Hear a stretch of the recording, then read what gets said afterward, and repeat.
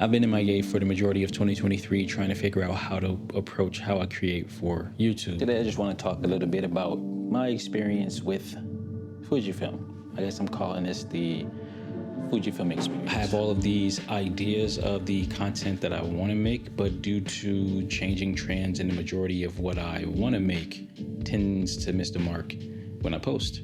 So I stopped creating, factoring in some of the other external things that I had to deal with throughout 2023. But I'm trying to decide whether I want to post this on my main channel or the vlog channel that I created and neglected.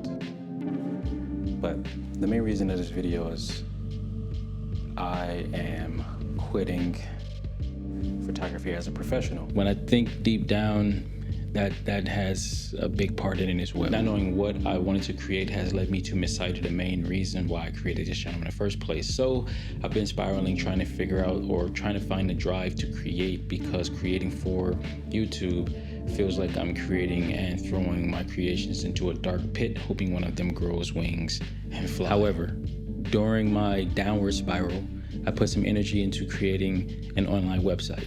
So this is where the majority of my spare time has been going. I work 2.5 jobs and I create for YouTube in the time in between everything else that is going on, and that is very little time. I thought YouTube was a place where I could create a space for me to create, although I've been heavily reliant on the metrics to dictate my level of success. And in hindsight, that's really unfair to YouTube to say that it should be that place when we all have the ability to create our own space where we can be creative. And with all of that said, what I am looking for and what I have been looking for is a place where I feel like I would be framing the work that I create and hanging it on display in my own creative space, where I can invite you to come and check out with curated pieces. That means more than just creating for metrics sake, but creating for the sake of creating. A place where you can come in for some visuals and a quick read, where you can find some creative tools that you need for when you create, and a place to have a conversation, which